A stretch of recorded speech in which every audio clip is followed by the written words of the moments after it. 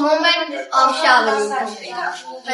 تو شاہ ولی اللہ کا نام قطب دین تھا کیونکہ ان کی روحانیت اتنی مشہور تھی جن کی وجہ سے ان کو لقب دیا گیا ولی اللہ.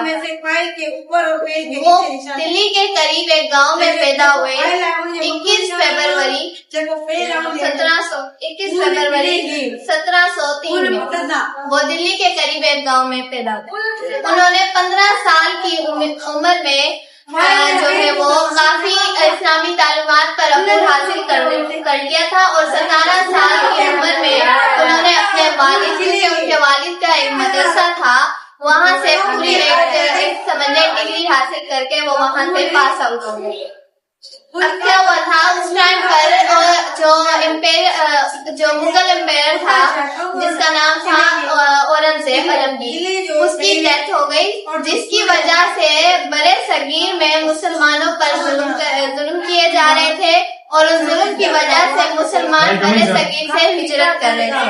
یعنی برے صغیر میں مسلمانوں کی تعداد کو کم کیا جا رہا تھا اور جو نان مسلم تھے وہ برے صغیر میں جن کی تعداد بہت زیادہ آ رہی تھی اور وہ بیسیکلی ان کا مقصد یہ تھا کہ وہ مسلمانوں کو کم کریں.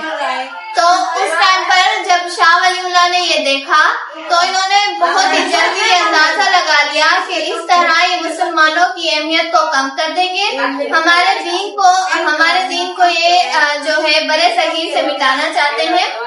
تو اس چیز کو کم کرنے کے لیے انہوں نے اس ٹائم پر جو مسلمان حکمران تھے یا جو مسلمان جو ریاستیں تھیں ان کو خط لکھا اور جس میں جو انہوں نے خط لکھا افغانستان کے حاکم کو جو اس وقت افغانستان کا حاکم تھا احمد شاہ ابدالی. انہیں بتایا گیا کہ کس طرح مسلمانوں کے ساتھ ظلم کیے جا رہے ہیں اور کس طرح مسلمانوں کو برے صغیر سے بے دخل کیا جا رہا ہے. تو اسی چیز پر ایکشن لیتے ہوئے احمد شاہ ابدالی نے مراٹھا کے خلاف جنگ کی. یعنی اس ٹائم پر جو